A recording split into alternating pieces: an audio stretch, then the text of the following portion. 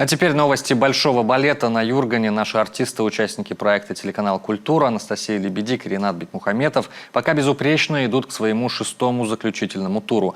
Напомним, в числе 8 молодых пар из разных регионов России, выпускников разных балетных школ, они борются за главный приз – признание лучшими. Премьерным номером для пары стала «Кадрилиан». Это та же кадриль из оперы «Щедрина», не только любовь.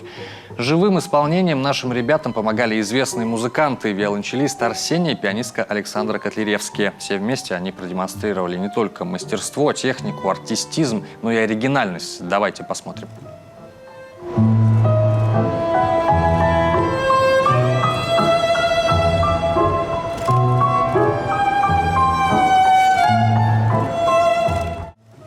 Как сообщила главный балетмейстер театра оперы и балета Марьяна Рышкина, в рамках съемочных дней ребята работают с разными номерами. Не только с классическими, но и с современной российской хореографией.